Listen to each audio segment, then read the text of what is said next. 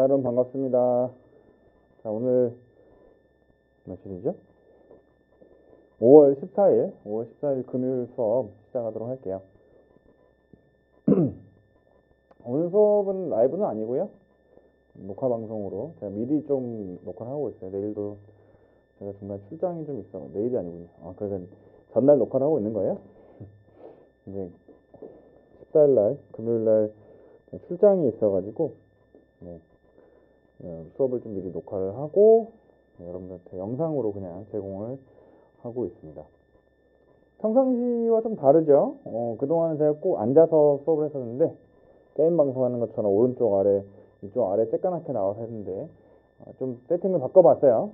서서 수업을 하고 있고요. 실제 화면은 이런 거예요. 실제는 이렇게 지금 파란 화면만 있는 상태고 여기서 이렇게 저는 크로마키를 써서 이제 서서 수업을 한번 진행해 볼까 합니다. 이렇게 되면 뒤에 이제 화면을 마치 칠판인 것처럼 제가 설명을 드릴 수 있을 것 같아서 여러분들이 조금 더 공부하는 도움이 되지 않을까 이런 생각이 들어서 세팅을 좀 바꿔봤어요. 자, 지난주에 요거까지 아마 했을 거예요. 그죠? 이것까지 했었고 평균 속력도 X표 쳤었고 그리고 변이 그리고 속도도 X표 쳤었는데요. 제가 깜빡했었는데 속도는요. 이 변이 그리고 속도 이쪽 파트는 할 거예요. 지금은 넘어갈게요. 지금은 넘어가고 이 다음 파트가 운동량과 충격량 뭐 이런 거 좀 나오는데 그때 다시 한번 언급을 하도록 하겠습니다. 요거는 지금은 X표지만 다음 한 3주 뒤에 3주에서 한 달 뒤에 이건 다시 끄집어내 가지고 하겠다라는 거죠. 넘어갈게요. 가속도 이야기까지 했었던 걸로 제가 기억을 합니다. 맞나 모르겠어요. 혹시나 이제 누락됐으면 다시 한번 설명하면 되는 거니까요. 일단 가속도는 이런 얘기였다 잠깐 체크만 하고 갈게요. 가속도라고 하는 거는 물체의 속도가 어떻게 변하는지를 나타내는 물리량이다 해서 가속도는 시간분의 속도 변화량이라고 되어 있었어요. 선생님 저희 속도 안 변했잖아요. 안 배웠어요. 속도는 근데 그냥 빠르기를 표현하는 거다. 그래서 속력과 또 그냥 속력이랑 속도랑 크게 구분할 건 없고요. 쉽게 말해서 빠르기의 변화라고만 해석을 합시다. 시간분의 빠르기의 변화. 그래서 이런 얘기 했었던 것 같습니다. 예를 들어서 가속도가 5m/s 제곱이라고 할 때 가속도가 5m/s 제곱이라고 하는 건 1초 동안 가속 속도가 5m/s씩 증가한다라고 해석하시면 되죠. 여기 보시면 1초 동안 정지 상태에서 물체가 출발할 때 1초 뒤에 속도는 5m/s가 될 거다. 5m/s 증가했으니까요. 그 다음에 또 1초가 지나면 5m/s가 더 추가가 되는 거죠. 10m/s가 되겠다. 뭐 이런 거를 가속도라고 합니다. 넘어갈게요. 자, 운동의 표현 그래프 이쪽은 아마 안 했을 거예요. 그래서 여기서부터 설명을 한번 시작하도록 하겠습니다. 자, 운동의 표현 그래프. 자, 근데 운동의 표현에 대한 이야기를 하기 전에 그래프 이야기를 조금 더 해보도록 하겠습니다. 그래프가 일상생활에서 굉장히 중요하게 받아들여지는 시대가 되고 오고 있어요. 너무 말을 거창하겠나? 중요해요. 그래프 중요합니다. 꼭 수학, 과학에서만 나오는 게 아니고 일상생활의 많은 부분에서 그래프가 등장을 하고 있기 때문이죠. 문과와 이과의 구분이 없이 일상생활에서 너무나 많은 그래프를 보고 살고 있어요. 주식시장에서 요즘 한참 주식 투자 이런 거에 관심이 많잖아요. 세상 사람들이. 여러분들 말하는 게 아니에요. 주식시장을 보면 차트라고 하는 게 있어요. 매일매일, 매 시간, 매 분, 매 초마다 주식 가격이 주가라고 부르죠. 주가가 변하는데요. 이 주가의 변동을 그래프로 제공을 하고 있죠. 그래서 사실 그래프를 분석할 수 있는 능력은 일상생활을 살아가는 데 있어서 지금 시대를 사는 데 있어서 반드시 가져야 할 능력 중에 하나예요. 자, 그래서 그래프를 분석하는 방법을 간단하게 이야기를 해보도록 할게요. 잠시만요. 자, 그래프를 분석하는 방법은 어렵지 않습니다. 자, 먼저 여기 아이고 헷갈려. 자, 가장 먼저 볼 거는 가로축과 세로축이 무엇인지를 확인하는 거예요. 가로축과 세로축이 무엇인지 확인하고 두 번째는 이게 방향이 헷갈려 죽겠네. 가로축이 변할 때 세로축이 어떻게 변하는지 확인하는 거죠. 이쪽 보면서 할게요. 자, 그래프를 해석할 때는 가로축과 세로축을 확인해라. 가로축이 시간입니다. 가로축 먼저 확인했죠. 시간, 초란 뜻이죠. 여기 괄호 안에 있는 건 초란 뜻이에요. 가로축을 보면 1, 2, 3, 4, 5, 6, 7, 8, 5, 6, 7 이렇게 나와 있는데 1초, 2초, 3초, 4초, 5초, 6초, 7초라는 뜻이고요. 세로축은 이동거리죠. 가로 안에 단위는 미터예요. 그래서 1m, 2m, 3m, 4m, 5m, 6m, 7m, 8m, 9m라고 되어 있는 거죠. 이게 그래프의 가로축과 세로축을 확인한 겁니다. 그 다음에는 두 번째죠. 가로축이 변할 때예요. 세로축부터 보는 게 아니고 가로축이 변할 때 세로축은 어떻게 되는가, 이거를 그래프의 해석이라고 볼 수 있어요. 자, 가로축 시간이 점점 1초, 2초, 3초 하고 증가합니다. 1, 2, 3, 4, 5, 6, 7 하고 시간이 증가해요. 시간이 증가할 때 이동거리가 어떻게 변하는지는 이 안에 그려져 있는 이 선을 보고 해석을 하는 거죠. 자, 여기 보시면 이 선은 쭉 파란색 선이 보이실 거예요. 1초일 때 위로 올라가서 선 위에 점을 딱 찍고 왼쪽으로 가면 이게 이동거리란 얘기죠. 1초일 때 이동거리, 2초일 때 이동거리, 3초일 때 이동거리, 4초일 때 이동거리. 이걸 보면 시간이 흘러갈 때 이동거리가 증가하고 있다라고 해석을 하시면 됩니다. 사실 이제 수학이나 과학에서는 이걸 가지고 조금 더 이제 정확하고 정량적이고 뭐 숫자를 계산한다는 얘기예요. 조금 더 숫자로 표현되는 어떤 해석을 할 필요는 있어요. 그러나 일상생활에서는 그렇게까지 계산할 필요는 없고 그냥 대략적으로 증가하냐 감소하냐 아니면 일정하냐 이런 식으로 해석을 하시면 되겠습니다. 별로 어려운 건 없죠. 자, 비슷한 그래프 이제 이것도 한번 분석해 볼까요? 똑같은 순서 갑니다. 가로축 시간이에요. 세로축은 속력 미터/세크라고 나와 있습니다. 시간이 흘러갑니다. 가로축이 변하죠. 가로축이 변할 때 그래프의 이 안에 그려져 있는 이 선을 따라서 해석을 하면 1초일 때도 속력 1초일 때 속력 1.5, 2초일 때 1.5, 3초일 때 1.5 이런 식으로 시간이 가로축이 변하더라도 세로축이 변하지 않는다. 시간이 흐르지만 속력이 변하지 않는다. 그래서 이런 운동을 보통 등속 직선 운동이라고 부르죠. 그래프 해석하는 거 좀 이 얘기를 해봤고요. 자, 그럼 다시 원래대로 돌아와서 지금 이 장난감 자동차의 움직임을 사진으로 찍어놓은 거예요. 장난감 자동차가 여기 있었거든요. 여기 바깥쪽에서부터 이렇게 화면 안 보이는 쪽에서부터 여기 있다가 바깥쪽에 있었어요. 여기 있다가 슝 하고 이렇게 출발하는 거를 이동하는 거를 사진으로 찍은 겁니다. 무슨 얘기냐면 장난감 자동차는 정지 상태에서 출발한 게 아니다라는 얘기를 하고 싶은 거예요. 사진을 찍었는데요. 첫 번째 사진이에요. 첫 번째 사진 찍고 1초 뒤에 또 찍고 2초 뒤에 찍고 3초 뒤에 찍었어요. 1초 간격으로 사진을 찍었고요. 1초일 때 처음에 첫 번째 사진은 0초라고 봐야 되겠죠. 이게 시작이니까 0초일 때 위치가 0m, 1초 지났을 때 위치가 1.5m, 2초 지났을 때 3m, 이 자동차 뒷바퀴를 기준으로 지금 표시를 한 겁니다. 3초 지났을 때는 4.5m 이런 식으로 체크를 하면 표시를 해보면 왼쪽에 있는 그래프가 그려지는 거죠. 시간이 흐를 때 이동거리가 어떻게 바뀌냐. 자, 속력도 간단하게 계산할 수 있는데요. 자, 0에서 1초까지 1.5m 갔으니까 1초분의 1.5m 그래서 1.5m/s라고 계산하시면 되고요. 자, 0에서 2초일 때까지 2초 동안 3m를 갔네요. 2초분의 3m 그래서 1.5m/s 이렇게 해석을 하면 되겠습니다. 됐죠? 자, 그래프는 넘어가고요. 교과서로 갈게요. 자, 교과서 96페이지입니다. 교과서 96페이지. 오늘 수업은 좀 짧게 할 거예요. 짧게 진행하고요.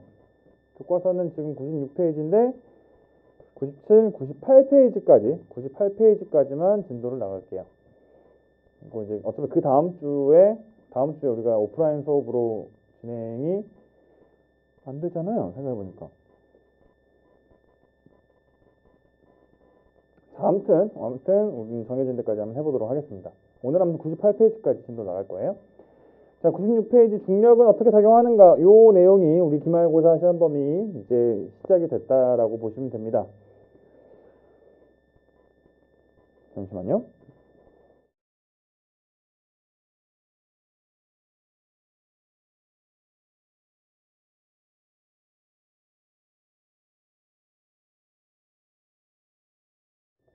네, 잠깐만요. 지금 계속 점심 먹은 게 얹혀가지고 지금 불편해가지고 죽겠네요. 자, 교과서 내용부터 한번 체크를 해보죠. 사과가 나무에서 떨어지거나 라는 문장으로 교과서가 시작을 하고 있습니다. 사과가 나무에서 떨어진다는 거는 이제 유명한 과학자, 위대한 과학자 아이작 뉴턴에 대한 이야기를 살짝 언급을 하고 있다라고 볼 수 있겠죠. 아이작 뉴턴. 자, 뉴턴이 이 중력에 대한 이야기, 만유인력에 대한 이야기를 처음으로 한 과학자가 맞긴 맞아요. 맞는데 처음으로 했다가 아니고 과학적으로 뭔가 이제 정리를 했죠. 발표를 하고요. 되게 대부분이 이제 이런 중력이나 만유인력에 대한 거를 사과가 떨어지는 거를 보고 알아냈다라고 되어 있는데요. 실제로 뉴턴이 살고 있는 집에, 뉴턴이 그 당시 연구를 했던 그 집에 사과나무가 있대요. 근데 사실 사과나무에서 사과 떨어지는 거 보고 알아냈다? 이건 아니고요. 그건 이제 후대 사람들이, 이야기꾼들이 만들어낸 거고, 실제로는 책상 앞에서 열심히 연구해가지고 앉아서 연구해서 알아낸 거겠죠. 자, 넘어갈게요. 뉴턴은 뭐 그런가 보다 하시면 되고. 자, 폭포에서 물줄기가 떨어지는 것은 모두 중력이 작용하여 일어난다. 이 이야기는 우리가 중간고사 시험 범위 때 충분히 이야기했던 겁니다. 중력이 작용해서 일어나는 일들에 대해서 이야기를 했었어요. 뭐 대기의 순환이 일어난다, 물의 순환이 일어난다, 그 다음에 식물의 세포벽이 발달한다가 있었고, 그 다음에 인간의 귀 속에 들어있는 전정기관, 인간의 평형을 유지해주는 전정기관을 작동을 시킬 수 있다, 뭐 이런 얘기도 했었고요. 이런 것들이 다 중력이 있기 때문이다로 해석을 했었고요. 이런 중력은 도대체 어떤 성질을 가지고 있고 어느 방향으로 작용하는가, 이게 중요한 것 같아요. 그래서 체크를 해놨죠. 중력은 항상 지구 중심 방향으로 작용한다라고 되어 있었습니다. 네, 이게 정확한 표현이에요. 중력은 지구 중심 방향으로 작용한다. 쉽게 말해서 지구 주변에 있는 물체는 지구 중심 방향으로 끌어당겨져요. 이런 식으로. 네, 지구가 이렇게 있다면, 지구가 이렇게 있을 때, 여기 아니네. 이게 헷갈리네. 여기 있는 물체, 여기 있는 이 물체, 지표면에 있는 이 물체는 중력이 작용할 거예요. 그러니까 지구가 이 물체를 끌어당기겠죠. 요거를 지구가 끌어당길 겁니다. 끌어당기는데 지구 중심 방향으로 끌어당기게 돼요. 지구가 물체를 끌어당긴다. 이때 방향은 지구 중심 방향이다. 근데 우리는 이렇게 물리에서는 지구 전체를 그려놓고 문제를 푸는 경우가 별로 없어요. 대부분은 이런 상황이에요. 네, 이렇게 책상 또는 실험대 또는 수평선, 수평면 뭐 이런 것들, 지표면 뭐 이런 것들을 해놓고 그냥 수평선을 딱 그려놓고 여기 위에 물체가 있다. 이 물체에 작용하는 중력은 어느 방향이냐? 이렇게 물어보는 경우가 더 많단 말이죠. 이럴 때는 지구 중심 방향이라고 얘기하는 것보다는 연직 아래 방향이라고 이야기를 더 많이 해요. 그래서 제가 위쪽에다가 표시를 해놨죠. 지구 중심 방향, 이게 정확한 표현이에요. 근데 이제 실제로 우리가 문제풀이 할 때는 연직 아래 방향으로 해석을 하는 경우가 더 많습니다. 그냥 아래쪽 방향으로 해석을 하시면 되겠습니다. 이 연직이라는 단어가 뒤에 계속 나오니까 꼭 체크를 해두시는 게 좋을 것 같아요. 자, 높은 곳에서 가만히 떨어뜨린 물체는 모두 자유낙하 운동하는, 자유낙하까지는 중학교 때 배웠어요. 아직 오늘 한 번 더 얘기하긴 하겠지만, 자유낙하 운동을 보시면 자유낙하 운동은 아래쪽 방향, 다시 연직 아래 방향으로 빨라지는 운동이에요. 연직 아래 방향으로 빨라진다, 빨라지는 거는 운동 상태가 변한다라고 얘기할 수 있고, 이렇게 운동 상태가 변하기 위해서는 힘이 필요합니다. 그리고 그 힘이 바로 중력이죠. 자연학화 운동은 중력이 작용해서 연직 아래 방향으로 빨라지는 운동이다. 여기서 조금만 더 디테일하게 가본다면 여기 얼마나 빨라지느냐, 9.8m/s 제곱이라고 하는 중력 가속도를 갖는다. 조금만 더 이해하기 쉽게 말하면 정지 상태에서 출발해서 자연학화 운동을 하면 1초 뒤에 9.8m/s의 속력을 가질 거다. 이렇게 볼 수 있겠습니다. 네, 여기까지가 사실 이제 중학교 때 이미 배웠던 거긴 해요. 중력이 무엇인가, 중력의 방향은 어딘가, 자연학화 운동은 뭔가, 이런 것들 이미 다 얘기했던 거고요. 근데 이번에는 이 자연학화 운동하고 수평으로 던진 물체의 운동을 비교하는 실험을 할 거예요. 근데 이거는 여러분들이 이제 지금 일정이 어떻게 될지 모르겠어요. 집에 학교 나왔을 때 물리실에서 실험을 할 수도 있고요. 아니면 원격으로 개별적으로 실험을 진행할 수도 있어요. 이거는 제가 상황을 봐서 과제를 내주도록 하겠습니다. 실제로 이건 수행평가가 되겠죠. 자, 됐고요. 그래서 요거는 근데 이제 교과서에 있는 실험을 보면 되게 어려워요. 막 모는 종이도 이런 실험 장치도 있어야 되고, 뒤에 모는 종이 보이시죠? 모는 종이도 있어야 되고, 삼각대가 웬 말이야, 그지? 삼각대도 있어야 되고, 동영상 편집 프로그램도 있어야 되고, 표 보세요. 얼마나 복잡합니까? 0, 0.1, 0.2, 0.3, 0.4. 야, 이거 자연학화 운동으로 0.4를 하려면, 0.4초 동안 측정을 하려면 일반적인 책상 높이에서는 쉽지 않아요. 네, 이거는 정말 잘못 나온 실험이에요. 0.1초, 0.4초 동안 1초 동안 이동한 거리가 중력 가속도를 10m/s 제곱이라고 했을 때 1초 동안 이동한 거리가 5m예요. 5m. 5m. 0.5초가 되면 4분의 1이니까 1.25m. 1.25m? 보통 책상 높이가 1.25m가 안 됩니다. 이 실험을 하려면 적어도 1m 이상의 높이에서 떨어뜨려야 그래도 어느 정도 실험이 될 거예요. 정상적인 실험은 되게 어려울 겁니다. 이 표는 무시하세요. 요거는 이 교과서에 나와 있는 이 표는 실험에서는 실제로 하진 않겠습니다. 이건 무시하는 걸로. 자, 넘어가고. 자, 교과서 98페이지로 갈게요. 실험은 교과서에 나와 있는 거 말고 더 별도로 제가 별도의 다른 자료를 드리도록 할 거니까 좀 더 쉽게 할 수 있을 거고요. 자, 그 다음 페이지 내용을 좀 정리를 해볼게요. 자, 중력에 의한 물체 운동, 그러니까는 자연학화 운동과 수평 방향으로 던진 물체의 운동을 이론적으로 먼저 분석을 하고 그 다음에 실험을 하는 걸로 하겠습니다. 자, 중력이 물체의 운동에 어떤 영향을 주는지 알아보자. 먼저 자연학화 운동부터 이야기를 해볼게요. 자, 자연학화 운동은 연직 방향으로 직선 운동한다. 이것도 알고 계실 거고, 연직 아래 방향으로 점점 빨라진다도 얘기했었죠. 여기 세 번째 줄 보시면 속도가 일정하게 증가한다. 일정 시간 동안 움직인 거리, 이게 이제 속력에 대한 이야기거든요. 속도가 일정하게 증가한다. 이는 여기 보시면 운동 방향과 같은 방향으로 지구의 중력이 계속 작용한다라고 되어 있죠. 이게 굉장히 중요한 내용이 나왔네요. 물체의 운동 방향과 물체에 작용하는 힘의 방향이 같을 때는요, 빨라지는 운동을 하게 됩니다. 그림을 좀 보면서 얘기할까요? 자, 이 그림인데요. 중력은 아래쪽 방향으로 작용을 하고 있어요. 다시, 중력은 연직 아래 방향으로 작용합니다. 물체가 움직이는 방향도 연직 아래 방향이에요. 이런 경우에는 빨라지는 운동을 하게 됩니다. 이런 걸 보고 우리는 자연학화 운동이라고 불러요. 자, 다시 한번 그림 잘 보세요. 작용하는 중력은 연직 아래 방향, 이동 방향도 연직 아래 방향. 됐죠? 자, 중력이 연직 아래 방향으로 작용하니까 연직 아래 방향으로 빨라진다 라는 거를 꼭 기억을 하고요. 자, 수평 방향으로 던진 물체의 운동을 한번 가볼까요? 수평 방향으로 던진 물체의 운동은 조금 어려워요. 어렵습니다. 왜 어려운지 설명 지금부터 드릴게요. 수평으로 던진 물체의 운동은 연직 방향의 운동과 수평 방향의 운동으로 나누어 생각할 수 있다. 이게 도대체 무슨 말이냐?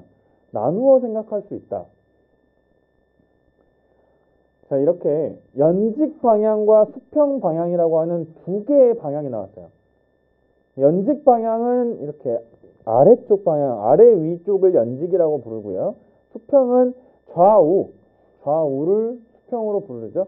그러면 연직 방향과 수평 방향은 90도의 각도를 유지하게 되는데 이런 운동을 2차원 운동이라고 부릅니다. 여기 나와 있듯이 연직 방향의 운동과 수평 방향의 운동을 이 두 개를 합한 거는 2차원 운동. 그래서 뭐랑 비슷하면 뭘 떠올리시면 되냐면요. 수학 시간에 이런 거 배우지 않아요? X축, Y축, 그 좌표축이라고 하는 거. XY 좌표축이라는 거 배우죠? 여기서 어떤 한 점을 표시하기 위해서는 X1, Y1이라고 하는 두 개의 숫자가 필요하다. 뭐 이런 거 했었잖아요. 이거예요. 이게 2차원 운동이에요. 그래서 이 2차원 운동을 해석을 하기 위해서는 실제로 2차원 운동에서 물체는 그 X축 방향으로도 움직이고 Y축 방향으로도 움직여요. 근데 이거를 X축 방향으로는 어떻게 움직이는가, Y축 방향으로는 어떻게 움직이는가를 따로따로 분석을 해야 됩니다. 따로따로 분석한다는 말은 여기 보시면 제가 별표를 쳐놨는데 연직 방향의 운동은 자연학화 운동과 같다라고 되어 있죠. 이게 아래 그림에서 다시 한번 얘기하겠지만 물체에 작용하는 중력은 연직 방향이잖아요. 그럼 연직 방향으로는 중력이 작용해서 자연학화 운동과 똑같아요. 수평 방향으로는 중력이 작용하지 않아서 등속 직선 운동을 하게 됩니다. 이게 무슨 말인가? 그림을 통해서 다시 한번 설명해 볼게요. 천천히 설명해 볼게요. 이거 되게 어려워요, 사실. 이런 2차원 운동을 정확하게 해석하는 거는, 그러니까 뭐 계산을 하고 이런 것들은 고3 때 나와요. 고2 아니고 고3 때 물리학 2를 선택해야지만 배울 수 있는 겁니다. 되게 어려운 내용이라는 거에 이해되시죠? 너무 어려운 내용이고요. 그래서 우리는 계산 문제는 아니고 그냥 수평 방향과 연직 방향으로 나누어서 생각할 수 있냐 없냐만 따지면 될 것 같아요. 자, 먼저 물체의 운동 궤적을 보겠습니다. 물체를 대포를 뻥 쏜 거예요. 이쪽 방향으로 날린 거죠. 날리면 이제 물체는 대포알은 포탄이라고 부르죠. 이렇게 포물선을 그리게 됩니다. 실제로 수학적으로도 포물선을 그리게 돼요. 이렇게 떨어지는 거죠. 거꾸로. 이거를 실제로 이제 실험을 통해서 찍어 볼 거예요. 이렇게 날아갑니다. 얘를 일정한 시간 간격으로 찰칵 하고 찍은 거예요. 찰칵 하고 사진을 찍은 겁니다. 찍어 놓고 찍힌 곳에서 가로로 선을 보내고 세로로 선을 보내고, 여기서부터 하죠. 가로, 세로로 선을 그어요. 세로, 가로. 그러니까 연직 방향, 수평 방향으로 선을 그어 놓고 그 다음 사진 위치에서 또 수평, 연직, 다음 수평, 연직, 수평, 연직 선을 그은 거예요. 선 그어 놓고 봤더니 연직 방향으로는 위에서부터 아래로 떨어지는데 동일한 시간 간격이지만 이 사이가 점점 멀어지고 있죠. 처음엔 이만큼. 네. 똑같은 시간 간격이지만 사이가 점점 벌어지고 있는 거고요. 수평 방향으로 봤더니 처음에 이만큼이죠. 그 다음 또 시간 지나면 이만큼. 제가 잘 이해한 건지 모르겠네요. 네, 시리가 손목에서 이상한 얘기했네요. 이만큼 똑같은 똑같은 간격을 유지하고 있더라. 그래서 이 그림을 봤더니 실제로 실험을 해서 측정을 해봤더니 수평 방향으로는 똑같은 속력을 가지고 있고 연직 방향으로는 처음에 연직 방향으로는 정지해 있었지만 점점점 빨라지더라 라고 해석이 되는 거죠. 그럼 왜 연직 방향으로는 빨라지는가? 확대를 좀 해볼게요. 자, 연직 방향입니다. 연직 방향으로는 중력이 작용하죠. 중력은 항상 연직 방향으로 작용해요. 그래서 이 연직 방향의 중력 때문에 이 방향으로, 연직 방향으로는 빨라지는 운동을 하게 돼요. 마치 무엇처럼? 자유낙하 운동처럼 빨라지게 되는 거죠. 자, 물체는 수평 방향으로도 움직이고 있죠. 수평 방향의 움직임으로는, 수평 방향으로 움직이는 거는 중력이 아무런 영향을 주지 못해요. 나누어서 생각한다는 건 이런 거예요. 물체에 힘이 작용하는데 그 힘이 수평 방향으로 작용하냐, 연직 방향으로 작용하냐를 따져보는 거죠. 만약에 힘이 연직 방향으로만 작용한다면 수평 방향으로는 아무런 변화가 일어나지 않아요. 그래서 우리가 중간고사 때 배웠던 내용이 정말 중요한데, 물체에 힘이 작용하면 운동 상태가 변한다라고 했잖아요.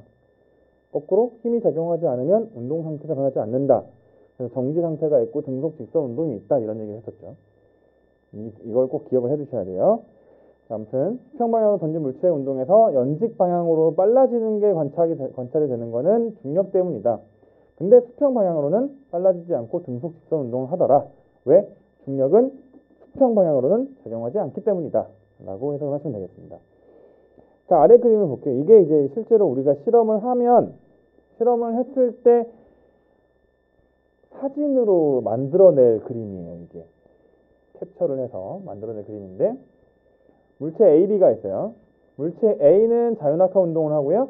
물체 B는 수평 방향으로 던진 거예요. 근데 똑같은 높이에서 동시에 움직이기 시작한 겁니다. 그러면 어떤 일이 벌어지냐?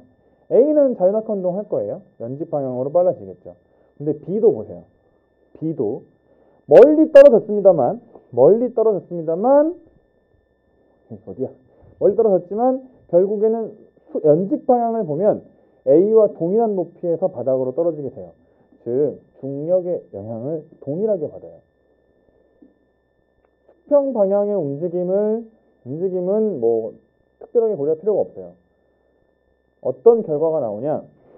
두 물체가 똑같은 높이에서 동시에 움직인다면 바닥에 동시에 도착해요. 이해되세요? 무슨 말인지? 결국 연직 방향의 운동만 본다면 자유낙하 운동과 수평 방향으로 던진 물체의 운동이 완전히 동일하다라고 해석하시면 돼요. 되게 어려운 내용입니다. 그래서 이렇게 그 힘이 작용할 때 물체 운동을 분석할 때 수평, 연직 방향 두 개의 방향으로 쪼개서 분석하는 거는 진짜 어려운 일이긴 해요. 어려운 일입니다. 해석하기는 조금 힘들 수 있습니다만 여러분들 조금 이제 실험 한번 해보고 실험 끝나고 다시 한번 이론 설명까지 하도록 할게요. 네, 일단 오늘은 여기까지 제가 할 생각이었어요. 근데 오른쪽에 있는 것까지 그 내용만 한번 볼게요. 결국 이라고 나와 있죠. 결국 같은 높이에서 자유낙하와 수평으로 던진 물체의 운동을 비교하면 두 물체는 같은 시각에 같은 높이에 위치한다. 이것은 두 물체의 중력이 작용하기 때문이다. 네, 여기도 이 표와 옆에 있는 거 작은 글씨도 한번 볼게요. 아까 위에서 했던 내용들이 계속 똑같이 반복되고 있죠. 두 물체에는 모두 연직 방향으로 중력이 작용하므로 두 물체의 연직 방향의 운동은 같다. 하지만 수평으로 던진 물체는 수평 방향으로 등속 직선 운동을 하는데 이것은 물체의 수평 방향의 힘이 작용하지 않기 때문이다. 그래서 물체에 힘이 작용했을 때 힘이 어느 방향으로 작용하는가, 그리고 물체가 어디로 움직이는가에 따라서 1차원 운동으로 그냥 한쪽 방향만 놓고 볼 것이냐, 아니면 연직, 수평 둘 다 볼 것이냐, 이렇게 좀 나눠서 해석을 하시면 되겠습니다. 자, 오늘 수업은 사실 이 정도만 하고 끊을게요. 지금 한 30분 찍었는데요. 네, 요거 잘 수업 이론 공부 좀 하시고 필기 잘 해놓으시고 그 다음에 이제 실험을 하는 걸로 할게요. 실험하고 다시 한번 이론 설명하고 그 다음 파트로 넘어가도록 하겠습니다. 자, 고생들 하셨습니다. 주말 잘 보내시고요. 다음 주에 뵙도록 하겠습니다. 고생하셨습니다.